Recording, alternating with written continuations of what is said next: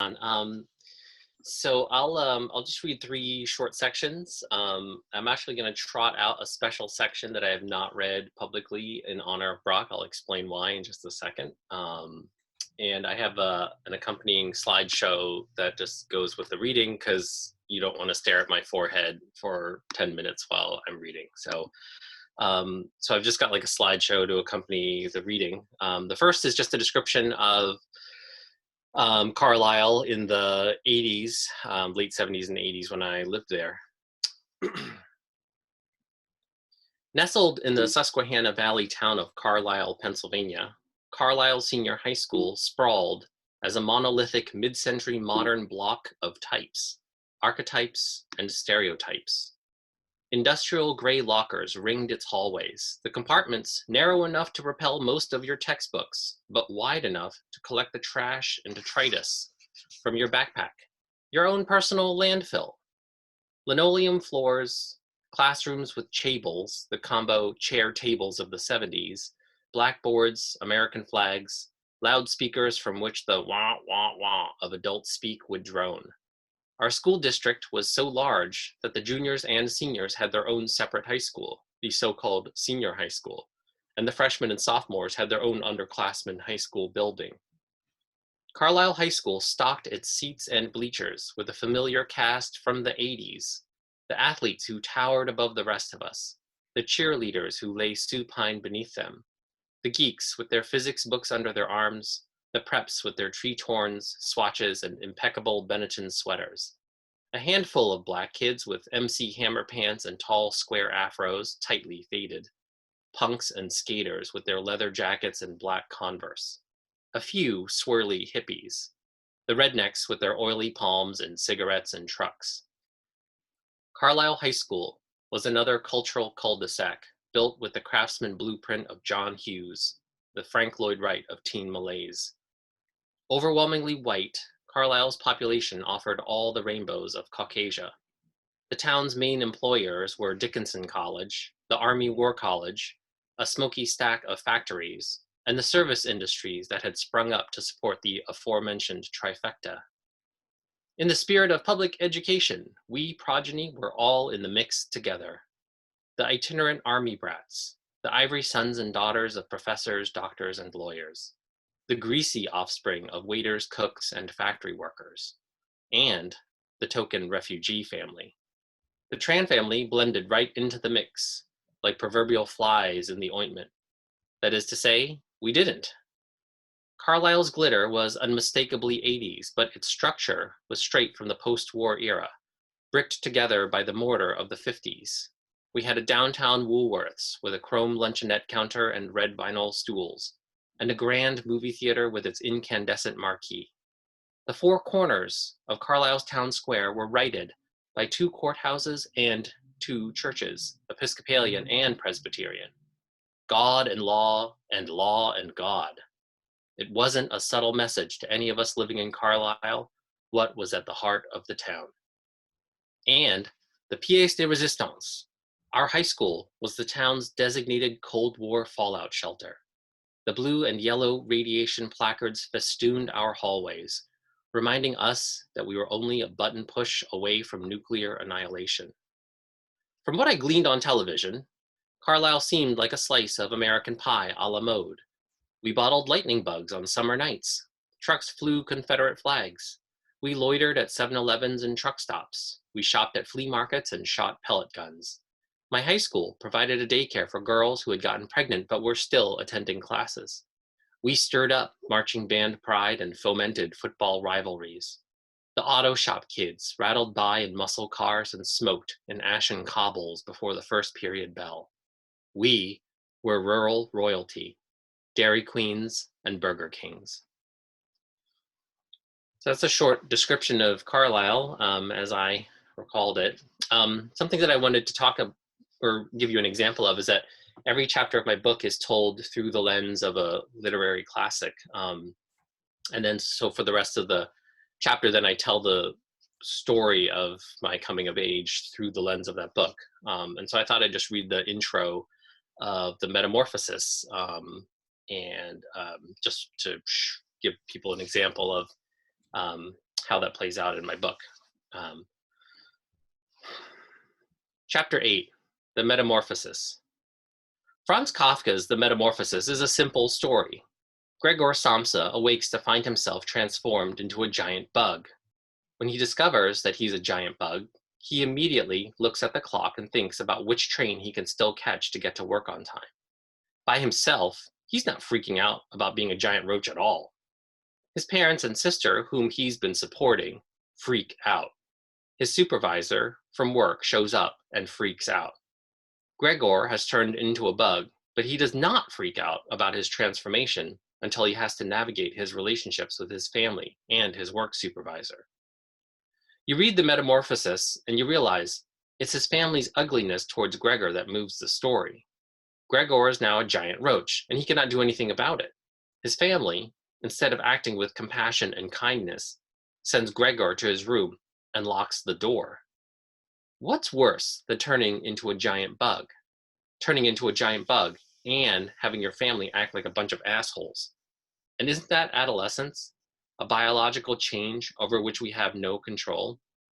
And then our family, like a bunch of assholes, treats us like an insect in the midst of a metamorphosis that we ourselves hardly understand. Suddenly, with a different focus, from the perspective of a bug, we see who they are. So I just have one more reading. So Dickinson College is in Carlisle, the town that I grew up in. And strangely enough, or coincidentally enough, maybe not strange, it's Brock Clarke's alma mater for his undergraduate. And so I thought I would read this section. So this is about how my friends and I would, when we were skate punks, would harass, we would harass the Dickinson College campus police. June 1989, Dickinson College. We had convened as many skaters as possible at the Dickinson College library wall, and Polly was handing out t-shirts that he had made. On the t-shirts, he had drawn with permanent marker a crudely shaped pig, and above the drawing, he wrote, "The Running of the Pigs, 1989. The pig drawing, a grotesque slurry of Porky Pig, Elmer Fudd with a dash of Garfield, doffed a policeman's hat. "This year is going to be the best one yet. These shirts are fucking awesome, Polly." Dylan was ready, his pig's shirt pulled on over his clothes. Polly beamed. With stone benches, handrails, and high stairs, the Dickinson campus was a skater's dream, and in turn, we skaters were the campus's nightmare. We flouted all the posted signs that bellowed, "No skateboarding." For the past 3 summers, we had convened on its campus daily to skate and conduct ourselves like the local louts. We would harass the nerds who went to the summertime enrichment camp and try to pick up the ballerinas who went to the ballet camp. We yelled at both groups from a distance, and the effect was equally fruitless to both. The nerds and ballerinas thought we were towny assholes, and they were right. The running of the pigs was our annual tradition begun in the summer between 8th and 9th grade. 1989 was our 3rd running, and for us, it officially kicked off the summer. We would gather in the middle of the day on Dickinson's campus and skate around until the campus police gave chase. We would skate away, and they, of course, would pursue us. Police cars would pull up and we would disperse in one direction as a whole unit, as pre-planned by the group. Rather than scattering in all directions, the unity of the large group enticed the officers to follow, which they always did. Since we were on skateboards, at some point, we would cut off on foot over a patchy piece of lawn or leap over a stone wall where the patrol cars couldn't follow. At that point, the officers would stop their cars and continue their hot pursuit on foot, running after us, keys jangling, walkie-talkies squawking their locations, yelling and running and running and running, until their personal resolve and or cardiovascular health deadened their sprint to a trot, which was usually a 10 to 15 yard run. If you could provoke a campus officer to get out of his car, the skate crew yawped with wild, boorish cheers because you had successfully run the pig. It was a stupid, intensely hilarious prank, and it lasted only about 15 minutes before security gave up, and we skated off to do other things of varying legality, hopping fences to skate a loading dock, figuring out who could buy beer, stealing snacks from the gas station. It would be a summer of light malfeasance. But first, we had to run the pigs.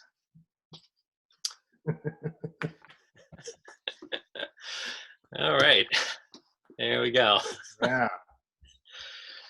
Oh, so I graduated high school in 91, and Brock, when did you graduate from Dickinson? In 90. So Yeah. yeah, and so I had a bunch of questions about Carlisle. Hey everyone, by the way. Hey. Phuc, I love this book, as you know. Oh, thanks. And the Carlisle thing is only a part of why I love it, although that's it means a lot to me. So there is, by the way, a James Wilberforce in the chat room who is all about Carlisle. Like, Okay, exciting. Good. He said this mysterious thing where he said it, which is walnut bottom in the house. Oh yeah, that's my street. Yeah. Yeah, Oh my it's not God. your code name. No, yeah, I mean might as well be, right? Yeah, it's a good. Yeah. Yeah, but Carlisle, I thought so I'm from way upstate New York, way northern New York, and I had never been that far south before, and it seemed an interestingly southern place to me, like a border place. And I'm wondering whether you make a mention of that a little bit in the book, and I wonder if that was part of your sense of belonging or not belonging. It's a very intersectional place, right? Carlisle. Yeah. Yeah, for sure. And then what people don't realize is it's got like kind of a weird port city vibe because of the intersection of all the interstates. Right. Like we don't think about how interstates and highways are sort of like the 20th century's version of waterways. Right. So in Carlisle, there was this. It used to have, at some point, someone told me this factoid, and it may totally be wrong, but it used to have like the most truck stops per capita at some point, because it was the intersection of like 76, 80, and 81, which are like the two main arteries that crisscross the state of Pennsylvania, and also part of the Northeast corridor. I mean, it's not maybe not quite as bad as like 95, but anyway. So Carlisle had kind of this transient, kind of like port city vibe to it, and then on top of that, there was this kind of very distinct Southern flair, and I tried to explain to my wife about the local dialect that has like a Southern drawl to it, like the working class dialect, right? Yeah, you've heard it, right? And Yeah. it's very strange. And that's and those are all observations. Like I don't feel like there's no judgment for me about it, but it's really hard to explain to people what Carlisle is like. Yeah, well, I think what's one of the remarkable things about the book is that, so there's the regional thing, right, where you have north and south, and you have all the interstates coming together. And you and I need to talk about I think it's the All-American truck stop, right? Which maybe you have stories about, because I definitely do. Yeah, for sure. But it's also the intersection of all these kinds of people that you lay out at the beginning of the memoir, right? There are punks, there are the hippies. You just read the thing, and it's kind of it seems like everywhere America, but I actually don't think that was true. It wasn't true where I grew up. Like we didn't have that intersection. We had a bunch of different kinds of rural white people. Yeah. And so so I wonder in some ways if the memoir comes out of a very particular Carlislean place. Oh boy, I love that. I love that. It gives Carlisle a lot more credit than I would have given it. No, but I think it's so astute. Yeah, like meaning obviously if I'd grown up in like New York City, right, or even Boston, like it would have been a very different experience. I mean, not that I want to sort of go down the subjunctive rabbit hole, but I think Carlisle is I've never been anywhere else like it. That's for sure. You don't. So your small town. I mean, I think like the college, right, Dickinson College, like it's. I've been to like Waterville. I feel like Waterville's kind of got like a similar vibe, I think, but having not grown up there, I don't know. Like kind of like that intersection of like working class town, like meets, college campus, right? Yeah, although that doesn't have a war college in it either. So for those who don't know, like Carlisle has Dickinson, which is the college I went to, liberal arts college, and then the war college, which is exactly what it sounds like, a war college. And then it also has like a border city, a border town, north and south. It's very close to Gettysburg. Yep. And so it has all these interesting things. But the college thing, so you and I never met, although I think we were probably at concerts together, and I may have seen you skating. It's Yeah, totally likely to me. I remember there being skaters, but that was probably us. Yeah, yeah, you definitely flipped me off at some point. yeah, definitely. But this is true, I think, of the book too. And this is, since I know you, I wonder if it's true of you. What's great about the memoir is that it has this interesting combination of supposedly high and supposedly low. So every chapter is Mm. titled after canonical works of Western literature, right? So Madame Bovary, The Plague, and so on and so on. But in it is a lot of music, a lot of punk, a lot of 70s and 80s pop / junk culture. This is true of you. You were, as John said, you taught Latin for a long time, a couple decades, right? You're also a tattooist and run a tattoo parlor.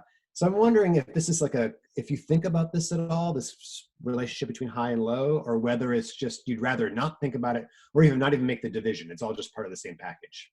Yeah, I think I don't. I think it's a. I feel like it's a false dichotomy, and I guess I don't know who benefits from drawing those lines. Like I guess one, I'm curious, like what your take on that is, Brock. I think you're totally right that I am not interested in, and also like I'm a huge Star Wars nerd, right? And I think like I've had like some incredible conversations like about art, philosophy, religion, whatever, and the germ of it is always like, oh, like we're talking about Star Wars or something goofy like that, right? I think it's like about like your engagement with the material, right? Like it's not necessarily about the material, because the material could be incredibly complex, but if you don't bring sort of like an interesting or deep analysis to it, like what does it matter? And also you could have like an incredible analysis of like, an episode of Friends, right? So it's because I mean, like we could talk about Ross and Rachel all day long, buddy. I would say, but that's fine. We can if we need to. If No, it what do comes to that, if we get no questions, then we can talk about What do you? I mean, what do you think? Do you think like who benefits from that high art, low art? Yeah, I don't think anyone benefits from it, but it's not like we're not conscious of it. Yeah, I think, and the consciousness of it is kind of interesting. yeah, Yeah. yeah, Like if you've been in situations well, maybe you haven't. I definitely have, where you're talking about something that you're aware that the person you're talking to thinks it's kind of junk culture.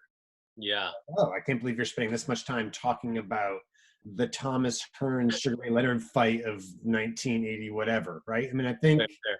yeah. And so I think, I don't know, what's great about the memoir is that it's really self-aware. Like Thanks. Yeah, you're aware of what other people might be thinking, and that's part of the interesting, like not paralysis, but hung upness of the book. But on the other hand, you're like, well, fuck it, this is who I am, and so this is who I have to be, while still at the same time thinking, well, really, what are they thinking of me? yeah, for sure. And I think that's, you know, I think that I'm constantly aware of that, right? I mean, it's kind of like this, distorted kind of clunky version of W.E.B. Du Bois's idea of like the dual consciousness, right? Like being so hyper aware of how people perceive me. And I think like I think my own sense of self was really galvanized by punk rock and great literature, right? Like this like willingness just to be like, you know what, like fuck what people think. I don't know, like I can't control that, right? All I can do is like be my most authentic self, and if people love it, great. If they don't, like I don't, you know, Yeah. like what can I do?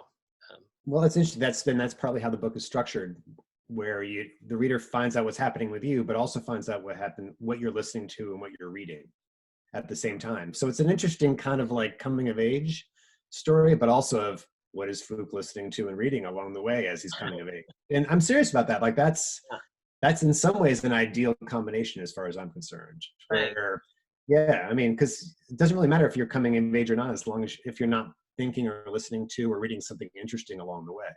Yeah. I'm wondering what I'm just curious about bookishness when you were a kid, whether that was something, if you thought yourself as bookish, and two, if you did. Now, okay, so you avoided that. Yeah. Well, I mean, it was like I was like closeted bookish, right? I mean, and originally, like I could talk about how I discovered that like I just accidentally happened to read Camus' The Stranger, and I just happened to mention it in class, and people were like, "Wait, you did extra reading outside of class and you read Camus?" And for whatever reason, my English teacher at the time, was just really excited by that. And for me, like my entree into like just reading was this idea that it had some kind of social cachet, I think. And for me, like I was always trying to kind of angle and figure out like what, how do I not get picked on, or how do I sort of get footing, or secure my footing in the classroom, or, at school.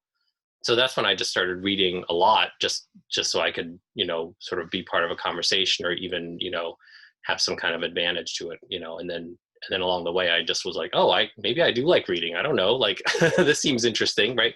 Um, yeah, and I think it's going back, Brock. I think it's like the engagement. I mean, I think like I, I think now there's so much great writing about pop culture. Like, I think it's happening online, and I really love that. Like like great writing about like the Stooges, right, or MC5 or whatever, like really smart, I hate to call like the phrase think piece, but like think pieces, that are showing up in places that I would just have, like the New Yorker had a piece about Iggy Pop, you know what I mean, like even 20 years ago it would have been inconceivable to me that I would be reading about Iggy Pop. Yeah. Or reading the New Yorker, frankly, but both things have happened. But you made it, baby. Yeah, right. I mean, I was like, these cartoons are hilarious. Oh, wait, there's Iggy Pop. I'm going to read about Iggy Pop. That's right. There's that sense also, like if Iggy Pop is being written about in the New Yorker, then really he's kind of done. Yeah. Or maybe like our culture is finally caught up with him, right? And yeah, right. Just before he's over. Yeah. Sure. Yeah. Like treat him in a serious way, Yeah, so you and I could talk about, I would love to talk about this all day, but I do have a question. So as a fiction writer, I'm always curious. I always want to ask the question of memoirs in particular. Like, did you ever think about making this into a novel and not a memoir? Because, there's a lot of fairly fraught stuff in here. And I always wonder, like, hey, I wonder if you thought, hey, if I turn this into a character rather than one of my parents or one of my teachers, would that provide me any other different opportunities? I'm curious whether that ever was whether you ever thought about that. Yes, there were lots of times where like I wish the plot had been different, or yeah. I mean, actually, that's not what I was suggesting at all. The plot. No. Yeah, I get it. Like, it would be better food. The main character, right? That main character. Yeah. I definitely wish there were times when I was less of an asshole. No, but I think part of it was like an exercise, like in writing. I definitely thought about, there were definitely moments throughout the writing of the memoir where I was like, wow, if I were writing fiction like this, I could really resolve this or like connect these things and but I also running sort of concurrently with that is this, I love this instinct of, or I have this instinct where I really love playing the hand I'm dealt. And it's, I don't know if it's like this, like, I don't know. I don't know. Like it's like, okay, this is what I've got. Like I'm going to make the best of the situation. And I think maybe it comes from growing up in Carlisle and like, just, this is what I've got. Like I'm going to, do the best I can, or releasing a book in a pandemic, like I'm going to do that, or, growing up in the long shadow of a, really, complicated and terrible war. I don't, like you do the best you can. So I think writing the memoir kind of spoke to a modality that I was used to operating in. I'm super curious about what writing fiction is like. I don't know. I mean, for me, it's not full of mystery at all. That's why I'm asking the question about memoir. Yeah. I mean, just making the best of with what you have is a theme of the book, but it also seems like a daunting task as a writer. Like, holy shit, how do you do that? Yeah. How do you make the best of what you have? I'm wondering if this is a classic, like, fiction writer asking a memoirist a question, but what do you do with people, like people and then they get put in the book? Do you have to think of them as characters in order to write the book, or do you never really fully lose track of them as like, hey, these are really people I'm writing about? I'm curious how you sort of toe that line. Yeah, I think I end up thinking of them as characters by and large. And then but when I think about like, writing dialogue for them or describing them, I think it's sort of like, sort of this like iceberg, situation where, I'm revealing to you 10% of like my brother or my parents, but, hopefully like I can sort of like nod at like the 90% of their, you know, the rest of them that's like sort of lurking underneath the surface, and that it's consistent throughout the book, right? It doesn't feel like my brother's like one way 1 minute and then another way another minute, and vice versa. Right. Yeah. So that's a yeah. You think of them as characters, like Yeah, they're oh, for sure, for sure. yeah, they're there for a reason. I mean, they're in your life for one reason, but they're in the book for another reason. Yeah, That's yeah, yeah, yeah. that's But it. Go ahead. Go ahead. no, no, how is that different, let's say, from because like I think like, you know, fiction writers, like they're taking notes and like there are elements of reality, right? Like it's not, you know, so like I mean you're borrowing, like you have real things that, you know, happen. I mean, not like in Calvin Bledsoe. I'm assuming that you are not a secret blogger for the wood pellet stove industry. So secret that no one knows. I just also wanted to shout out, you know, I loved Calvin Bledsoe, so it's really, I bought it and then it was like in my to be read pile, and then finally, like I think I, you know, maybe read it long after I should have read it, but I'm dying to talk to you about it at some point. This is about you, so we're gonna turn back to you now. Nice try, though. And I think the difference is that, you know, I can have people speak the way I need them to speak. Yeah. Yeah, and or characters. But I'm wondering, like when characters speak, this seems to me one of the primary problems, maybe with memoir difficulties, is that well, that person didn't say that, but it seems plausible that person would say it, right? So there's this great scene with Ralph Slaughton, who's Yeah. a religion professor at Dickinson, who I never had, although I knew him. You describe him brilliantly, like Oh, really tall man, like he looks like Gandalf with his minus the staff. And that's so true. yeah, and you were having him talk, and he sounded like himself, but I didn't really think you were recording the conversation. Yeah. No, no, no, no. I think with a lot of the reconstructed dialogue, it was sort of like in the spirit of, right? Like, so like, is this something that he would have said? You know, like, I mean, I had a conversation with him, but like, it's funny. My friend John, who's a journalist at the Wall Street Journal, was asking the same thing. You know, like, 'cause as a journalist, he's like, did you keep diaries? Did you have notebooks? Like, how did you reconstruct all this stuff? And I was like, well, it's like you start with like sort of like the truth of like, I went to his office, like, you know, I went to his office. I asked him if I could audit his class, and, you know, he said yes, and da da da. And then you kind of like build out from that scene, trying to stay true to the character of who he was. You know, I mean, I took a class with him for a semester. So, I, and actually, I actually ended up being friends with him. Like, we were pen pals until he passed away, weirdly enough. But yeah, so I felt like I knew him very well. yeah. And you're also not having him say anything inflammatory or out of character, right? He's saying like vaguely like supportive things, like sure, come on, take a class. Yeah, it'd be different if he were saying something Unslaughton-esque. Yeah, like, whoa, he's like, do you listen to the Stooges? I love the Stooges. Of raw power is what he said. Yeah, right. What so have you heard, what do you hear from people in your lives who were in the book? Oh, so this is very funny. My agent just brought this up to my attention. So on Amazon, my best friend from elementary school actually went on and wrote like a Amazon review that's literally like, I'm in the book, I was Phuc's best friend, and then like go no, and he's like, you know, I think he defended himself. I think I may have wrongly attributed paste eating to him, like how long he ate paste. I don't think it's lawsuit worthy, but you know, but I think, I don't know. He gave me 5 stars, so I apparently like I did right by Greg. So I have, you know, I think my brother obviously is the best arbiter for, you know, the sort of tone and the accuracy of the memoir, you know. So thank God, like my brother read it and he was like, you know, he gave me a, you know, 2 thumbs up, and it was like, nice job.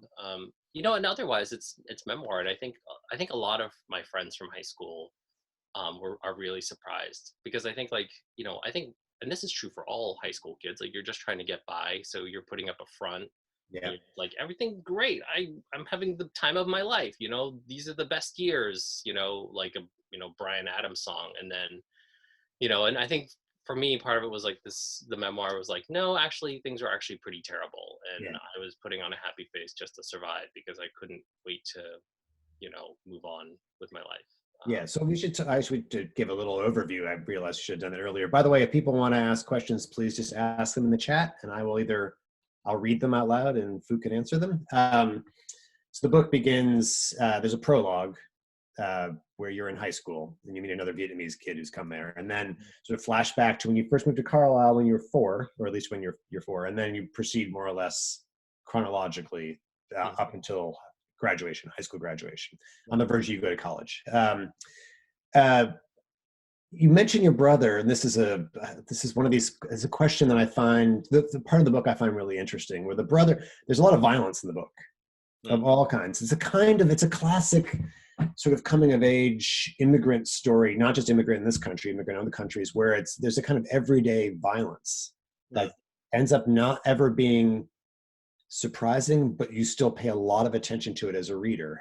It's familial, it's in high school, it's on the streets, the fear of the cops that you're just talking about while skateboarding. And I'm wondering what it was like to write those scenes, whether you ended up feeling like you had to pull back a little bit, or whether there were parts where you didn't really want to go into full detail. It's pretty grisly stuff that you treat really sometimes comically, which does not make it less grisly. There's a great scene with you and your brother, and I think his name is Mason, is the character in the book. Yeah. Where you hear that he's a Nazi. There's a whole argument about skinheads versus not skinheads.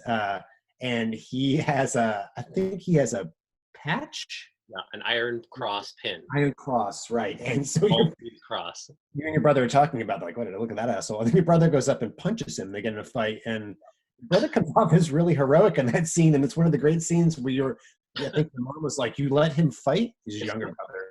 And you were like, but he was winning. It's just a really hilarious moment, which does not negate the fact that your brother was bloodied. The other guy, who turns out was only a former Nazi, was bloodied. Yeah. So I'm wondering how you felt about writing those scenes. It's a vague question. I'm always squeamish about writing about violence and violence itself. Really? Yeah, totally. Yeah. Really? I don't. Yeah. Okay. I'm just gonna. This is spoiler also alert. Sex. There's a fair amount of there's a fair amount of violence and blood. It could be 7 books to work up to it, though. Really, like it's yeah. I've always been squeamish, not squeamish about violence, but squeamish about doing it poorly. Yeah, for sure. Yeah, I hear that. I think I did not feel. I felt like that was the least I could do, was to write about it in sort of as unflinching as possible, in a way as unflinching as possible. I think doing anything different, I felt, would have been a disservice to my brother and to me and the people who sort of lived through it, to bear witness to it in some way. Right. It wasn't great, but I mean, it was kind of like this weird, it was just like another currency, right? That it was a transactional thing, right? Like like for whatever reason, like my family was incredibly physically violent with everybody. I mean, I don't want to spoil things in the book, but I mean, like we saw everybody hit everybody pretty much, right. In my family, even extended. So it was just sort of like, okay, like this is just how it is. And you don't realize how it's not normal until you start talking to other people, like in your 20s, you know what I mean? Like we just didn't ever talk about I never talked about it with anybody. And then, one day I was like talking to somebody about it, and I was like a young adult, and they were just like, really? Like that happened? Like that? And I was like, oh wait, is that normal? It's kind of like when I hear stories about kids who grew up in like alcoholic families, and sort of that dawning realization that like, that whatever that normalcy is not really not normal. Yeah, it's also part of the real tension of the book, where there's something violent that happens and then it subsides, but the entire time the reader's thinking, this is going to happen again in another form, in another setting, and who knows where. And I'm sure that's what it was like to grow up with that too. But as in terms of the plot, it's really gripping. You kind of don't want it to happen, but you also kind of want to know, is it going to happen here? And then who's going to survive? I mean, I don't know. It's you handle it really well, I think. It must have been hard to handle it. I mean, as a writer, to handle it. Thanks. And I was saying to somebody else that even in my 20s or my 30s, I wouldn't have been able to write it as well or write it at all. Right. Like I think shout out to therapy. Like I I feel like going to counseling and going to therapy and like being like, oh, like I'm gonna actually get like a nugget from this, or like get some wisdom from this. So that was huge. Like I think like this is really the right time. Like, I think if I'd written it in my 20s, it would just been like angry or like just like, like sad diary entries or something like that. You're so wise now. Yeah, there is a question here. So the question is, and speaking of in your 20s, the question is about the origins of the book. Did you work on it when you were living and teaching in New York? And when did the writing impulse really take hold? Sure. So in 2012, I gave a TEDx talk and in Maine about, sort of language, grammar, identity, and then that got picked up by National Public Radio, and then like in 2016, so like 4 years after that, a literary agent approached me. And let me back up. So like I gave the talk, and the reception was kind of like overwhelming. Like it was pretty amazing, and I thought, wow, I guess people want to hear my story. I didn't know that. Right. And then I started doing like live storytelling, sort of like Moth style, live stories from the stage, and then in 2016. A literary agent, sort of sent me an email and said, "Oh, I saw your TED talk. Like, are you interested in writing memoir?" And I'd been thinking about it kind of in big, terms, like, oh, when I, retire in 60s, I'll write a memoir. So yeah, so that's sort of how it started. Okay. Yeah. So this is a related question. It's a little insider baseball, but maybe not. So what didn't make it? Like, did you cut stuff out as you were, and I'm curious what, because you ended it, you and I talked about this a month or so ago, where I was like, but what happens after you graduate from high school, man? Like, I want to know. That must have been a choice just to contain the book. Like, it has to be over. Yeah. But I'm wondering what else got cut besides, life after 18. Sure. Yeah. I mean, I think, there was like a ton of stuff in high school that like another sort of concurrent element of my life in high school is like I was like this total art kid. And like I drew all the time, and I was like super into painting, and like that, it just didn't, there wasn't any room for that or that, like another plot line, as it were. Like I was kind of already doing the, like, I'm bookish, and like I'm dealing with like my refugee parents who don't understand anything, and also like these punk rock things, and it just felt like one other sort of, piece, or like, sort of leitmotif that I just couldn't, it would just felt too cacophonous with the whole thing. And then like I was in like theater, so there were bits, like there was like I wrote like a whole bit about, so I got in trouble a lot, but one summer I got sent away to live with my grandparents in Oklahoma, right? Like that was like, I got sent away like for punishment. And so like I missed it. How old were you? It was the summer between 9th and 10th grade. Okay. Like my parents were like, your new friends are assholes. Like we're sending you away. No, yeah. So like they sent me to like Vietnamese gulag, which was like Oklahoma, it was so terrible. Yeah. It was horrible. Yeah. So like I wrote a whole bit about that got like cut out. I mean, there was a lot there, but I think, it's like a wide ranging story. So I think, I can't give credit to my editor enough for sort of helping me sort of cut the things that needed to be cut. I really want to hear the Oklahoma gulag story. I'll send you the pages. That's your next TEDx talk, the Oklahoma gulag. That's great. Wow. We can't get distracted by that, but I really want to know what it was like was it in Oklahoma City? Was it in Shawnee? No, Oklahoma City. Yeah. But from Carlisle, did that seem like the big city? Like, oh, hey, I'm in Oklahoma City. So I thought so, right? Like I brought my like skateboard, and like I looked in the yellow pages, and I found this like independent record store, and I was like, oh my God, I want to like go to that record store, like try and buy vinyl. So like I got on my skateboard, and I had like a map of like Oklahoma City in my back pocket, and like I literally skated like 10 miles in like July in Oklahoma, and like I bought this like record that was like, and like carried it home, and it was like sweaty and like warped. It was not good. Yeah. Yeah. What's the band from Oklahoma City? I'm just blanking on them. Balloons. They've released Balloons during concert. I can't believe we're talking about this now. We can talk about your book. You and I can talk about it later. Yeah, we'll talk Flaming Lips. Thank you, Flaming Lips. Yes, Wayne Coyne, right? Yeah. Yes, thank you. I wish that voice were in my head all the time, just to stop me from wondering. That's Siri. Siri is the voice in your head. Right, but it's John's voice, though, so that's much better. Yeah. I have a question. So the book, again, back to the books within the books. Yeah. So all the chapters are named after books of canonical literature. I'm curious if there are any memoirs in particular that meant a lot to you, just mean a lot to you in general, but also meant a lot to you in the writing of the book, to try to figure out, well, what kind of book do I want to write? Right? Um, So a lot of them are works of fiction. There's some drama in there, and there's some nonfiction. yeah. I mean, autobiography of Malcolm X was like, for me in high school, it was like a huge kind of like game-changing book. But Hmm. I think I read in the process of writing, I read as little as possible, just because I'm really susceptible to cross contamination as like a sort of creator. Like when I was in a band in college, like any new song that I wrote just sounded like my favorite song that I heard, last week. It'd be like, Right. they're like, this really sounds like Pavement. I'm like, no, are you kidding me? Next week I'd be like, guys, listen to this song. I'm like, this really sounds like Sebado. I'm like, what are you talking about? And so I knew that about myself enough that I didn't want to read a ton, sort of in the interest of staying true to whatever kind of wacky thing I was making. And I think I think E.B. White's advice of writing for an audience of one was really crucial, like critical for me in writing. That I wanted to write like a book that would make me laugh and make me sad and Yeah, and we maybe not done enough. I've not done enough justice to how funny the book is. It's really funny. I mean, I mentioned how funny your reaction is, and your brother. You're like, but he was winning the fight. Why would I step like in? There's a lot of that. But before I get there, there's another question from Cecilia Nardi, who's asking, during the process of writing your memoir, did your understanding of identity change at all?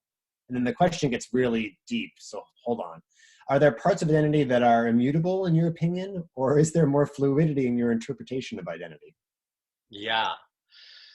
I think um, I think my sense of identity has deepened, but I think it's deepened my appreciation for how complex my story was and is and sort of continues to be, right? So I think this is kind of like a cheat answer, right? I think like I think it's just solidified my belief in sort of like the dynamism, right? The dynamics of who we are, like that we're in flux, right? Like we're not fossilized in amber, and like we're constantly changing as people. It's like even in a 10-year time, like I'm not the same person that I was in my mid 30s, and and um, and I think like there's a little bit of I think we like there's a little bit of revisionist history that happens as we get older, right? Like we want to just like, and it's like kind of this like personal manifest destiny. It's like I was always destined to be a fill in the blank, right? And we're not, like we're just kind of we're winging it like everybody else, and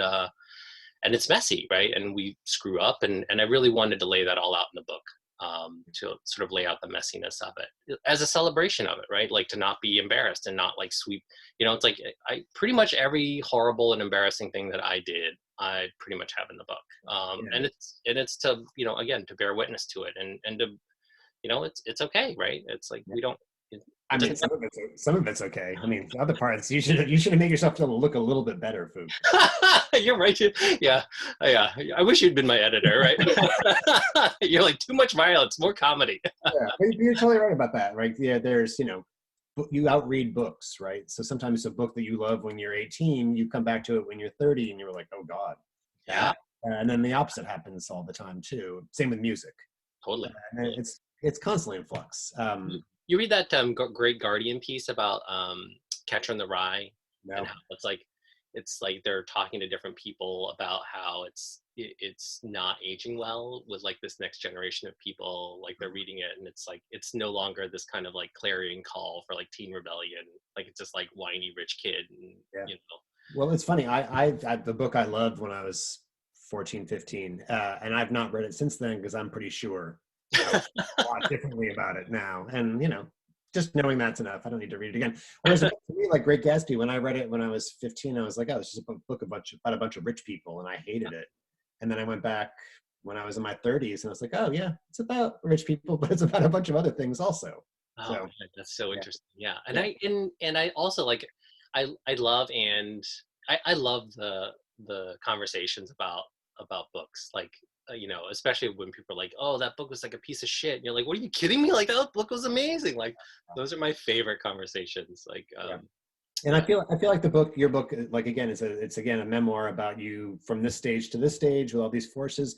But some of it's like an argument about books and music. Like, hey, these are the things I cared about for these reasons, and not just for like the style. Like, hey, I like Fugazi because I like their music, but also because what it said about you as a person liking Fugazi in Carlisle, Pennsylvania in 1989, right? For That's sure. no small Yeah. thing. Yeah. I mean, there's like a great line from Nick Hornby, right, in High Fidelity, when he says, you know what's more important than what you're like? It's what you like. Yeah, right. Right. Yeah. So I'm doing this thing now, this long thing where friends of mine, all of them writers, because we're so bored, are doing, picking our 5 favorite albums from every year from 1963 till now. Wow. Which is overwhelming, but also great. But there are all these arguments about them, which is partly the point. And part of the argument's like, you're lying. You don't like that anymore. You liked it at the time, but you don't really like it anymore. And sometimes that's really true. And it's kind of painful to admit it. For sure. One more question about Malcolm X. So it's not just that you're reading these books and that they provide the superstructure for the memoir. There are also moments in the book that are informed actually by your reading those books in real time. So there's one great scene with you and your parents and your brother. I forgot where you're driving. You're driving on Carlisle. And you get into this really racially charged arguments with your parents, in which it's clearly people who go to college, have been to college or in college right now will recognize this, right? We're like, you're just supercharged with having read autobiography. It's like, I'm going to lay into you, mom and dad, about your your intellectual and racist assumptions. And I don't know, it must have been interesting for you to come back and write that 20 odd years later. Yeah. And it feels, naive in sort of the best and worst ways, right? That like, here's this scene where this book really changed my life and made me feel like I could take on, racism with a capital R and like patriarchy with a capital P. And God, what I wouldn't do for like even, like 20% of that kind of naive energy that I had, not that I don't have that energy now, but, it's like, there's just, there's my bandwidth is just, sort of taken up with other things. But, yeah, you remember that like when you're young and, you're just, I remember like going to Earth Day and just like being so fired up as like a, high school kid. And like, right. Yeah. I remember coming back from college in particular and getting into really heated arguments with people who actually were basically agreeing with me, but they weren't agreeing with me and to the depth where I wanted them. So I just let loose. And if they were a certain kind of people, they would just recognize themselves in me and then just laugh. Yeah. But if not, then they would be this close to punching people in the face. Yeah. I think you did real justice to that. Like, you kind of make fun of yourself, but it's also, it must be really hard to do this. I couldn't do it, I don't think, where you believe in the politics. You believe what you're saying, while at the same time making fun of yourself saying it in the way you're saying it when you're 16 years old. Yeah. You're so, you're so, it's like this fundamental, this fundamentalism, right? It's like everything is black and white, right? As a kid, right? It's just like, you're racist or you're not, or you're a punk or you're not, or, and so on and so forth. And as I've gotten older, it's like, like there's so many gray areas to everything, right? Like, and I think that was part of it in just to sort of bring it back around and thinking about Carlisle, right? Like for a long time, like I, like had such sort of personal animus about my experiences in Carlisle. And I think part of writing the book was also thinking about like all the great people that I met there, the people who helped my family, the great teachers I had, and it's also like kind of this interesting exploration of like what does it take to have and foster and cultivate a feeling of belonging, right? Yeah. And why is that so fragile for some people, that I don't know. It's one of the remarkable things about the book where it's, the animus is clear. That is, you had this feeling when you were growing up there, but also there's this kind of interesting fondness over everything, including the tough stuff, right? So you can feel it about Lou, about your brother, about someone like Ralph Slaughton, about the kids you were skating with. There's a kind of like, shit, this place sucks, but yet I've actually felt at home here in this memoir. I'm not, whether or not you felt at home there at the time, the memoir seemed like a kind of home. Wow, we're getting awfully gushy here. Yeah. I think, are you expressing feelings, Brock? I try hard not to, but yeah, I only do it through screens. In person, I don't express it at all. Yeah. I'm weeping to my students now through the screen. I don't know what's going on.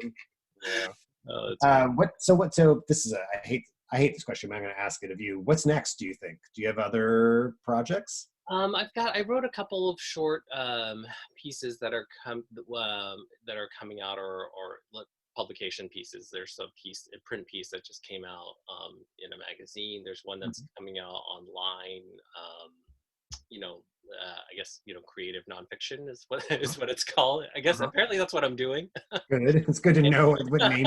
Yeah, it's got a name.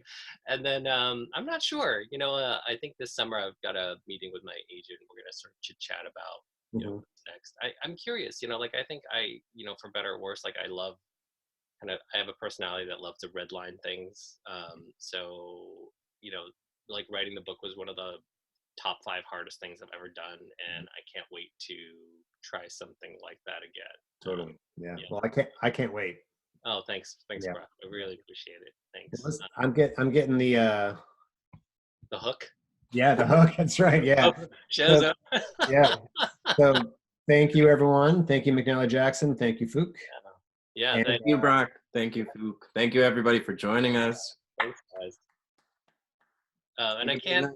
And I can't say enough about Brock's book and how funny it is. So if I can pivot the plug for Saigon and talk about Who Are You, Calvin Bledsoe is probably the funniest book I read last year. Holy smokes, so funny. That's a good hand, Sal. Yeah. That's really the only reason I'm doing this. So. And the bottle of bourbon I left. That's right. There are a lot of reasons. Yeah. Thanks, guys. Thanks, everyone. Thank you, everybody. Stay safe. Have a good night. Alrighty.